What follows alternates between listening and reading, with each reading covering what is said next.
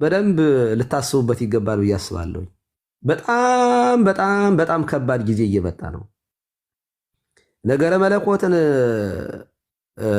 በደንብ የሚተነትኑ የሚያራቅቁ ከሳይንሱም ጋር በጣም ብዙ ልጆች አሉ። ጠያቂ ትውልድ እየመጣ ነው። እንደዚህ ያሉት ነገሮች ሲመጡ በጣም መዘጋጀት ይጠበቃል ብዬ አስባለሁ። አለበለዚያ እንደው ለምሳሌ ኦልሬዲ ጀምረነዋል መተቸቱን። በእኛ ቤተክርስቲያን የማይሳሳት አባት አለ ብለን አናምንም። ከዚህ ቀደም ተሳስተው አቶ ተብለው እንደገና የተመለሱ ጳጳሳት አሉ። ከዚህ ቀደም በእመቤታችን ላይ የማይሆን የጥናት ጽሑፍ አቅርበው ቁንጮ ከምንላቸው ሪጀክትድ በቤተክርስቲያኗ ተቀባይነት የለውም። ያን መጽሐፍ ወስደን እኛ እንደ ማስረጃ እናደርገውም። እመቤታችን ጥንተ አብሶ አለባት የሚል ትምህርት ስም መጥቀት አልፈልግም፣ ግን በፓትርያርክነት ደረጃ ተጽፎ እኛ እንቀበለው። የራሳቸው ነው፣ የግላቸው ነው። በእኛ ቤተክርስቲያን እንደው የማይሳሳት ሰው የለም ብለን ስለምናምን ኦልሬዲ በመስቀሉ ዕለት በስቅለት ዕለት ብፁዕ አቡነ ገብርኤል እንደዛ የጸነነ ያላልነውን እንዳልናደርገው ባስተማሩት ትምህርት ወቅሰናቸዋል። እኔ ወቅሻቸዋለሁ። በቃ መውቀስ ጀምሬ ያለሁኝ። እሳቸውም መጥተው አይ እኔ ልል የፈለግኩት ይቅርታ እኔ ልል የፈለግኩት እንደዚህ ነበረ፣ በዚህ መንገድ ከሆነማ ገንዘብ እነ ሙሴ በተባሉበት ከሆነ እሷም ቢሆን ለልጇ ቤዛ ናት ብለው አቃንተውታል። ኦኬ። ስለዚህ አንዱን ተችተን አንዱን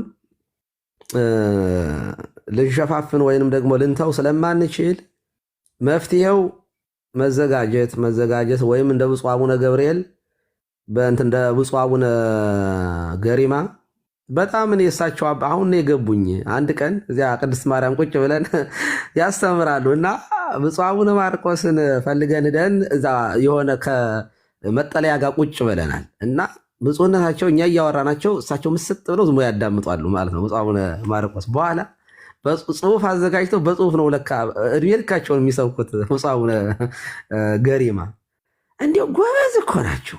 እንደ ዘመኑን እኮ ጥሩ እኮ ነው። እንደው ዘመኑ እንደው ሁሉም ማድረግ እኮ አለብን። እንደው ይገርማል እኮ እያሉ ሲያደንቋቸው እኔ አይገባኝም። ያን ጊዜ በጣም ወደ 12 13 ዓመት የሆነው ነው መሰለኝ እና በጣም በጣም በጣም ጎበዝ ነበሩ። በነገራችን ላይ ባደጉት ሀገሮችም ሊቃውንትም ደረጃ እንደዚህ በጽሁፍ አዘጋጅቶ መስበክ የተለመደ ነው። አሁን መሪዎች ንግግር ሲያደርጉ እኮ ጽሁፍ ይዘው ነው ንግግር የሚያደርጉት አይደል? በጣም ታዋቂ የሚባሉ ተናጋሪዎች እንኳ ጽሁፍ አዘጋጅተው ይናገራሉ። እና እንደዚህ ያለ ነገር ስላለ መምህር ኤፍሬም ቀደም የሰጡትን አስተያየት በደንብ ነው የምረዳቸው፣ ትክክለኛ ነው። ግን አይ ዶንት ቲንክ ሶ ከዚህ በኋላ እንደዚህ መመለስ የምንችል አይመስለኝም። እንደው በቀላሉ ትውልዱን እረፉ ብለን የምናሳርፍ ትውልዱን አታጣሙ፣ የማይመለከታችሁ ውስጥ አትግቡ ማለት የምንችልበት ደረጃ ላይ አልደረስንም። ወይንም ቤተክርስቲያኗ ማለት አባቶቻችን ጠንከር ብለው እርምጃ ካልወሰዱ ዝም ብለው ከተውት ማንም እየተነሳ ክሪቲሳይዝ የሚያደርጋቸው ይሆናል። ንግግራቸው የሚተነተን ሊሆን ይችላል። ዘሪቨርስ ማየት ተገቢ ነው ብዬ አምናለሁ። ለምሳሌ ስላሴ መለኮት ከመቤታችን ከስጋዋ ስጋ ስጋ ከትስጋ ስለተዋሃደ ስላሴን ወለደች እኮ አንልም እኛ እኮ መቤታችን ስላሴን በተለየ አካሉ ወልድ ዋህድን ነው የወለደችው ብለን ነው የምናምነው። እና ያን ስጋ የማን ነው ብለን ጠይቀን ያብ ነው እንደማንለው ሁሉ ያ ስጋ የእመቤታችን ነው የሚለው ባህር የሰብን ለማሳየት ከሆነ በጣም ትክክል ነው የሚሆነው። ግን የምትባላው ስጋና ደም የማን ነው ተብዬ ብጠየቅ እኔ መለኮት የተዋሃደው ነፍስ የተለየው ነው። ያ መለኮት የተዋሃደውን ነው እንጂ የምቀበለው የማርያም ስጋ የማርያም የራሷ ከሷ የነሳው ነው። የስ ግን ሲነሳው መለኮት የተዋሃደው ነው። ኦልሬዲ መለኮት የተዋሃደው ከሆነ በኋላ ያንን ነው የምንቀበለው እንጂ በቀጥታ እሷ ሰው ናት፣ ግን መልዕልተ ፍጡራን መትሕተ ፈጣሪ በነገረ ድህነት ላይ ምክንያተ ድህነች ኢኮኖሚ ሳልቬሽን ላይ ያላት ሚና የሚመሰጠርም አይደለም ማለት ነው፣ የሚደነቅ እንጂ የሚነገርም አይደለም። እግዚአብሔር በእሷ ላይ ያደረገው የሚደነቅ።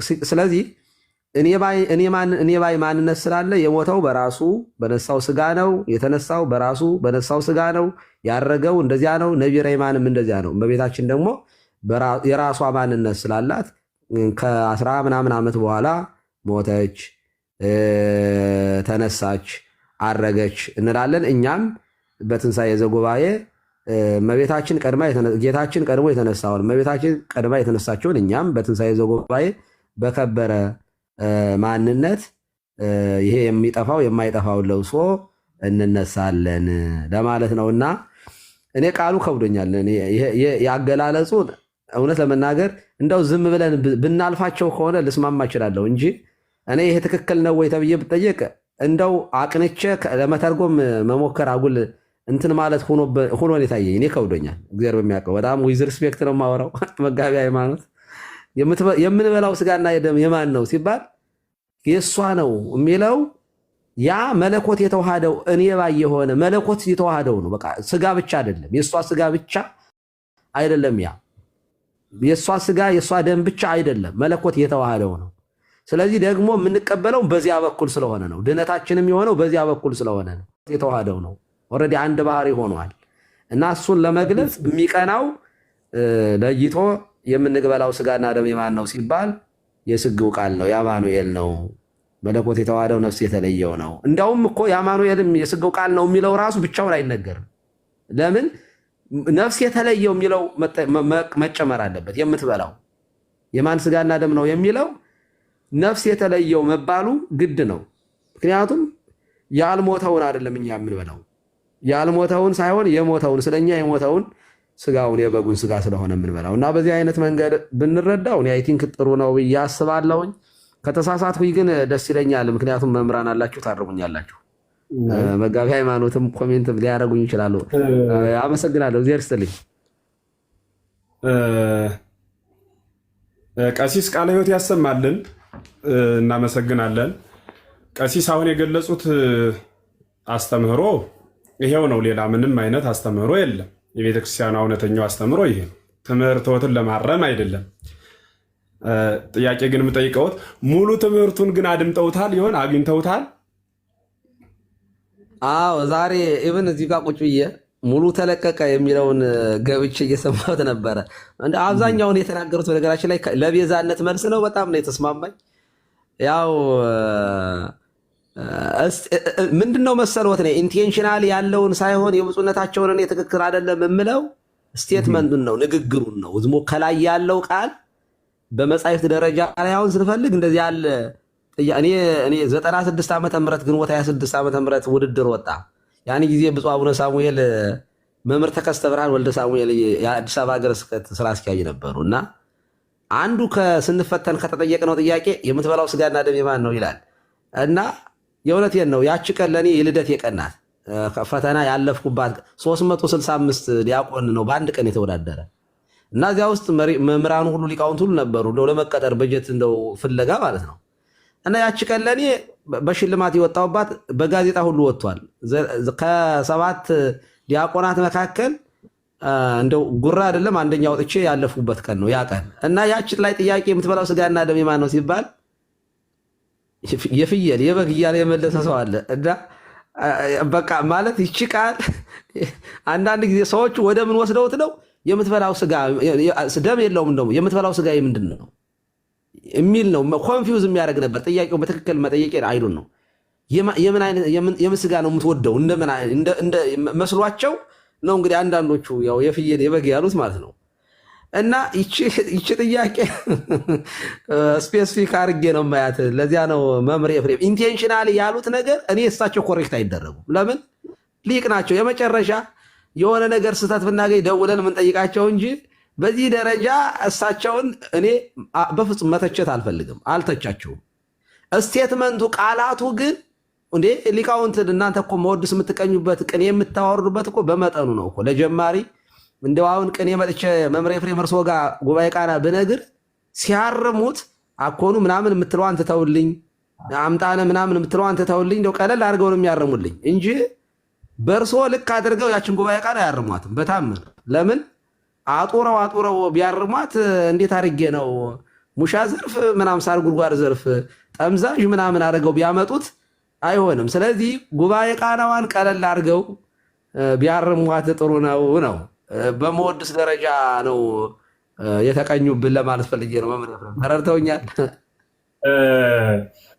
ቀሲስ በደንብ ነው የገለጹት። እስኪ ሙሉ ትምህርት ካለዎት ለጠቅላላ እውቀት እንዲሆን ደግሜ ግን ለመስማት ሞክራለሁ፣ እሰማዋለሁ። እዚሁ ላይ ሆኜ ስለሆነ እናንተን እያዳመጥኩ የሰማሁት እርስዎንም እየሰማሁ እሳቸውንም እየሰማሁ ነው። ግን ያድምጡትና ካለዎት ለእኔም ይላኩልኝ። ዋናው ትልቁ ቆይ ልላክልዎት፣ አሁን ልክልዎታለሁ። እዚሁ ላይ 22 ደቂቃ ናት። 22 ደቂቃ። በጣም መልካም። አንድ ሊቅ ሲያስተምሩ ምን ብለው መድረክ ላይ ያስተምራሉ? እመቤታችን የአዳም አሃት ናት ይላሉ። እና እኒህ ሰውዬ የሄዱበት ርቀት አዳም የእግዚአብሔር ልጅ ነው፣ እመቤታችን ደግሞ የአካላዊ ቃል እናት ናት፣ በስጋ ማለት ነው። እና እኒህ ሰውዬ የሄዱበት ኢየሱስ ክርስቶስ የእመቤታችን ልጅ ነው፣ ኢየሱስ ክርስቶስ የአዳም ደግሞ አባት ነው፣ ስለዚህ አሃት ነው ብለው የተናገሩበት የራሳቸው ምስጢር አላቸው። እና ያ ተቆርጦ ወጦ ለብቻው የሆነ ሚዲያ ላይ ያው አዳም እንኳን የአዳም አሃቱ ናት ብላ ኦርቶዶክስ ታስተምራለች ተብሎ ትንሽ ቀን ሲያወዛግብ አስታውሳለሁ። ይኸውም ፌስቡክ ላይ ነው፣ እንዳሁኑ እንደዚህ አይነት ነገር ሳይመጣ ማለት ነው የፕላትፎርም። እና ሙሉ ትምህርቱን በደንብ ማድመጥ ቢቻል መልካም ነው። ለሁሉም ሰው የምሰጠው መልእክት ነው ማለት ነው። አሁን አንዳንዶቹ ደግሞ ፖለቲካ አስመስለው ብፁዕ አቡነ ገብርኤልን እሳቸው ሲናገሩ አርማችሁ ትክክል አይደለም ብላችሁ እኒኛው ሲናገሩ ደግሞ እንዲህ ስለሆኑ ነው ወይ ብሎ ወስዶ ከብሔር ጋር ያላተመ ኮሜንት አይቻለሁ። በእርግጥ ከፕሮቴስታንቱ ዓለም እንደሚጻፍ በጣም እርግጠኛ ነኝ። ቃሉ ግን የሁለቱ ቃል በጣም የሰማይና የምድር ያህል የሚርቅ ቃል ነው። ይሄኛው ቃል እኛ ሁለቱንም እንቃወማለን። ሁለቱንም ማለቴ ጸረ ማርያም የሚባሉትና ማርያማውያን የሚባሉ ናቸው። የእመቤታችን ጠላቶች ሁለት አይነት ናቸው። ማርያማውያን የሚባሉት ኃይል አርያማዊት ናት ብለው እርሷ እኮ ብፅዕት ናት ንጽሕት ናት ብለው ሰቅለው ከፍጥረታት ወይም ደግሞ ከሰው ልጆች መካከል ለይተው የሚናገሩ ናቸው። የነሳው ከእመቤታችን ከቅድስት ድንግል ማርያም የነሳው ስጋ እንጂ ሌላ ስጋ የለም ለማለት የተናገሩት ምስጢር ነው ተብሎ ሊታረቅ የሚችልበት መንገድ አለው ማለት ሀሳቡ እንዳሉት ቃሉ ይጸናል፣ ግልጽ ነው። የእመቤታችን ስጋ ነው የምንቀበል ብሎ ሲናገር እኔ ባይ አካል ኢየሱስ ክርስቶስ አካላዊ ቃል ስጋን ሲዋሃድ እንዳለ አይደለም የተዋሃዳት፣ ነስቶ ነው የተዋሃደው። የነሰውን ስጋ እመቤታችን ተዋሃዳት አይባልም፣ የነሰውን ስጋ ነው የተዋሃደው። እርሷን ከተዋሃዳትማ መለኮት ሆነች እሷ ያሰኛል።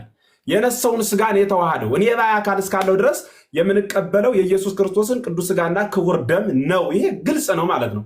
እኒህ ሰውዬ እውነት ይሄ ትምህርት ጠፍቷቸው ነው ወይ? ሙሉ ትምህርቱ ምን ሚል ነው የሚለውን በደንብ ማየት ብንችል መልካም ነው። እስኪ መምህራኑም ተጨማሪ ሀሳብ ይስጡበት።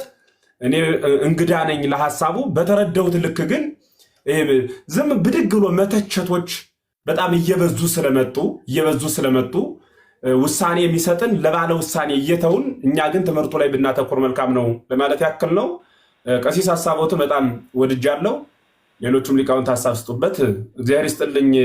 መምህር ተመስገን ቃለ ሕይወት ያሰማልን። በጣም እግዚአብሔር ይስጥልን። ጥሩ ነገር ነው። ያው የቤታችን ጉዳይ የኛው ጉዳይ ስለሆነ ነው። እግዚአብሔር ያክብርልኝ።